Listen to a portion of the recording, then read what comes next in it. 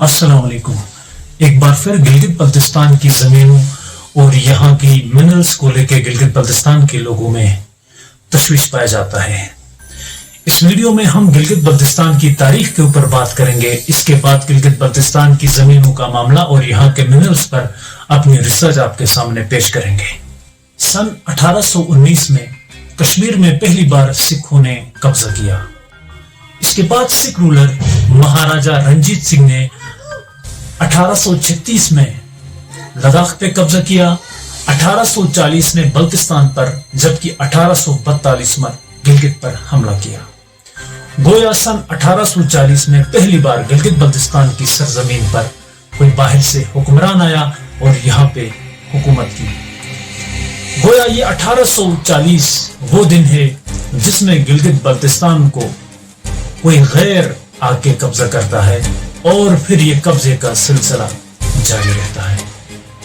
اس کے بعد سن 1846 میں ٹریٹی آف امرتسر ہوتا ہے. یہ معاہدہ انگریز اور گلاب سنگھ کے درمیان ہوتا ہے اور اس معاہدے کے تحت گلاب سنگھ گلگت بلتستان اور کشمیر کو 76 لاکھ روپے پر انگریزوں سے خرید لیتا ہے.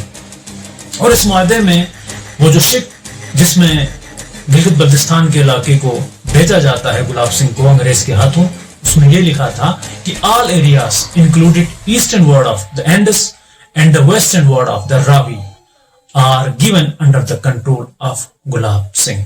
یوں تاریخ میں پہلی بار گلگت بلتستان کا علاقہ انگریز گلاب سنگھ کے ہاتھوں فروغ کرتا ہے.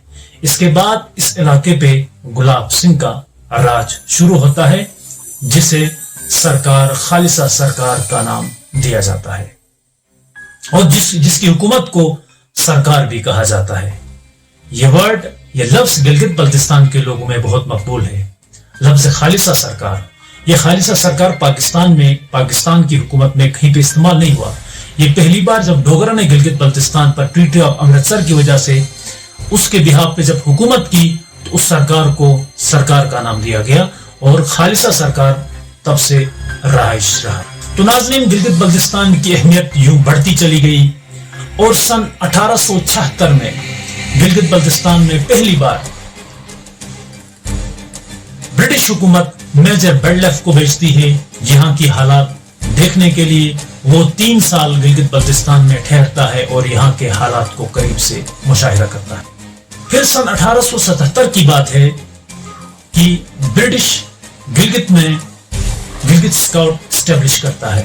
اسکاؤٹس کا اسٹیبلش کرنے کا بیسک مقصد یہ تھا کہ اس وقت دنیا میں کولونزم کا نظام بڑے شور سے جاری تھا. برٹش کو خوف تھا کہ کہیں رشیا گلگت بلتستان کے اوپر حکومت نہ کر دے، اسی لیے انہوں نے for the first time Gilgit scouts بناتا ہے. پھر 1889 کی بات ہے کہ رشین ایک کیپٹن میرا فونزا سے ملتا ہے اور کہتا ہے کہ آپ ہماری ہیلپ کریں، ہماری ہیلپ یہاں پہ کریں تو ہم آپ کی مدد کریں گے آپ تاکہ برٹش یہاں پہ قبضہ نہ کر پائے. میرا فونزا اس کی بات سے اگری کرتے ہیں. جب اس کی خبر برٹش کو پہنچتی ہے تو برٹش کرنل ڈیورن کو گلگت بلتستان کی طرف بھیجتا ہے. کرنل ڈیورن گلگت بلتستان میں آتا ہے اور اپنی رپورٹ پہ وہ لکھتا ہے کہ اگر رشین گلگت بلتستان کے اوپر حملہ کرتے ہیں تو ودن 15 days وہ کشمیر پہنچ جائیں گے. تب برٹش کو گلگت بلتستان کی اسٹریٹجیکل امپورٹنس کا اندازہ ہوتا ہے اور اس کے بعد برٹش آفیسر میرا فونزا سے نیگوشیٹ کرنے کی بات کرتا ہے. وہ چاہتا تھا کہ روڈ کنسٹرکٹ کریں گلگت سے واخان بارڈر تک تاکہ وہاں پہ اپنی آرمی کو ڈپلوائے کریں اور گلگت بلتستان کو رشیا کی آکوپیشن سے بچا سکیں. اس کے رسپانس میں میرا فونزا اس سے اگری نہیں کرتے ہیں جس کی وجہ سے برٹش میرا فونزا اور میرا نگر یہ دونوں مل کے برٹش کے خلاف جنگ لڑتے ہیں جس کو بیٹل آف ملتھ بھی کہا جاتا ہے. یہ جنگ 1891 میں لڑی جاتی ہے جس کو بروشو وار بھی کہا جاتا ہے. اب واخان کوریڈور کی بات کرتے ہیں. یہ واخان کوریڈور افغانستان اور گلگت بلتستان کے بیچ ہے. یہ اپر ہنزا اور اشکومن کے علاقے اس کے پاس میں ہے. اس کی چوڑائی 13 کلومیٹر سے لے کر 65 کلومیٹر تک ہے. جس کو اسٹریچنگ ہینڈ آف افغان بھی کہا جاتا ہے، پامیر نوٹ بھی اس کو کہتے ہیں، اور آف کوریڈور بھی اس کو کہا جاتا ہے۔ گلگت بلتستان کی اسٹریٹجیکل پوزیشن اور اس کی اہمیت کی وجہ سے گلاب سنگھ سے برٹش دوبارہ 60 سال کو گلگت لیز پہ لیتے ہیں تاکہ رشین آرمی کے اوپر نظر رکھ سکیں، چونکہ اس وقت رشیا نے افغانستان کے اوپر حملہ کیا تھا تو اپر ہنزا اور اشکومن کے پاس ہی جو افغان کوریڈور ہے جس کو واخان کوریڈور بھی کہا جاتا ہے، وہاں پہ رشین آرمی تھی۔ اس پہ نظر رکھنے کے لیے گلگت کو ایک بار پھر برطانیہ کے ہاتھوں گلاب سنگھ فروخت کرتا ہے۔ پھر سن 14 اگست 1947 کو پاکستان معرض وجود میں آتا ہے۔ پاکستان کے معرض وجود میں آنے کے بعد برصغیر کے جتنے بھی علاقے ہیں، جتنی بھی شاہی ریاستیں تھیں، وہاں پہ کچھ ریاستوں نے ہندوستان کو جوائن کیا تو کچھ ریاستوں نے پاکستان کو جوائن کیا۔ ایسے میں ایک ریاست گلگت بلتستان بھی تھا جو دنیا سے کٹا ہوا تھا۔ اس کے دشوار گزار رستوں کی وجہ سے، اونچی اونچی پہاڑوں اور پروتوں کی وجہ سے دنیا کے خبر سے بے خبر لوگ اپنی زندگی میں مست تھے۔ لیکن ان تمام دشواریوں کے باوجود ہوا کا جھونکا اس خبر کو لایا جو پاکستان کی آزادی کی نوید سناتا ہوا گلگت بلتستان کی بلند و بہار پہاڑوں سے ہوتا ہوا گلگت پر پہنچا۔ لہذا گلگت اسکوڈ نے بغاوت کی۔ 30 اکتوبر 1947 کو گھنسارا سنگھ جو کہ گلگت بلتستان کا گورنر تھا، اس کے گھر کو ہاؤس اریسٹ کیا جاتا ہے، اور 1 نومبر 1947 کو جو برٹش آرمی کا چیف تھا میجر براؤن، اس کی موجودگی میں گلگت اسکاؤٹس پاکستان کا پرچم گلگت کے اوپر لہراتے ہیں۔ یوں گلگت بلتستان، یوں صرف گلگت سے ڈوگرا راج کا اختتام ہوتا ہے۔ گویا گلگت بلتستان کے باسیوں نے گلگت کو ڈوگرا راج سے اپنی مدد آپ آزاد کروایا۔ ٹھیک 1 سال بعد 14 اگست 1947 کو بلتستان کے بہادر لوگوں نے بلتستان کو بھی آزاد کروایا۔ اس طرح گلگت اور بلتستان 1947، 1 نومبر 1947 اور 14 اگست 1948 کو بلتستان ڈوگرا راج سے آزادی حاصل کرتے ہیں۔ اس کے بعد بلتستان کے لوگ، گلگت بلتستان کے لوگ پاکستان کو پیغام بھیجتے ہیں کہ ہم پاکستان میں شمولیت اختیار کرنا چاہتے ہیں۔ اس کے بعد مارچ 1949 کو ministry of Kashmir affairs in northern area معرض وجود میں آتا ہے، اور اس کے ذریعے گورنمنٹ آف پاکستان کشمیر اور گلگت بلتستان کے انتظامات کو سنبھالتا ہے۔ اس کے بعد 28 اپریل 1949 کو معاہدہ کراچی، ایگریمنٹ آف کراچی معرض وجود میں آتا ہے۔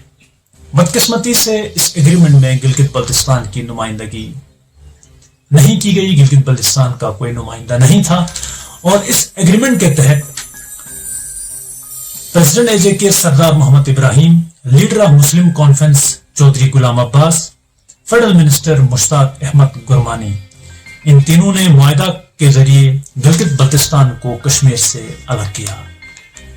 یوں گلگت بلتستان کے اوپر پاکستان نے اپنے اختیارات بڑھا دیے۔ اس معاہدے کے تحت گلگت بلتستان کو کشمیر سے الگ کیا، اور پاکستان کشمیر کے معاملات اور گلگت بلتستان کے معاملات کو الگ الگ دیکھنے لگا۔ یوں گلگت بلتستان کے اوپر ہندوستان بھی دعویٰ کرنے لگا۔ یوں گلگت بلتستان اور کشمیر کا معاملہ 1950 میں اقوام متحدہ کے پاس گیا۔ اقوام متحدہ نے اپنی آرٹیکل 80 کے تحت گلگت بلتستان کو کشمیر کا حصہ قرار دیا، کہ لوگوں سے پلیبیسائٹ کے ذریعے ان کے مستقبل کا فیصلہ کرنے کا حق دیا۔ اس کے بعد نہ تو پاکستان اور نہ ہی ہندوستان نے گلگت بلتستان اور کشمیر کے لوگوں کو پلیبیسائٹ کا حق ابھی تک نہیں دیا، اور سن 1972 میں آزاد کشمیر کی لیجسلیٹو اسمبلی نے قرارداد متفقہ طور پر منظور کیا، اور اس قرارداد کے تحت گلگت بلتستان کو دوبارہ کشمیر کا حصہ قرار دینے کی متفقہ طور پر قرارداد منظور کی۔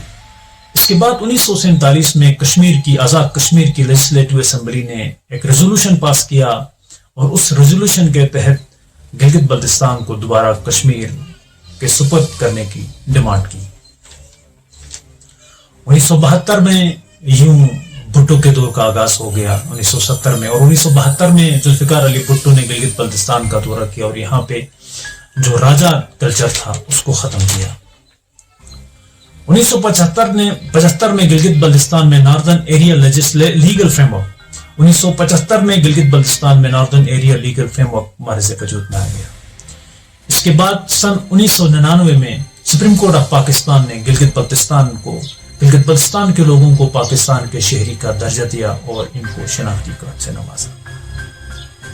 یوں یہ کہانی آگے بڑھتی گئی اور 1999 میں ہی ناردرن ایریا کونسل کو ری نیم دے کے ناردرن ایریا لیجسلیٹو کا نام دیا اور اسمبلی بنائی گئی، اور اس اسمبلی 1999 میں northern area council rename as northern area legislative assembly with the creation of chief executive seat, اور سن 2009 میں پاکستان پیپلز پارٹی نے اس خطے کو گلگت بلتستان کا نام لیا اور یہاں پہ گلگت بلتستان اسمبلی معرض وجود میں آئی۔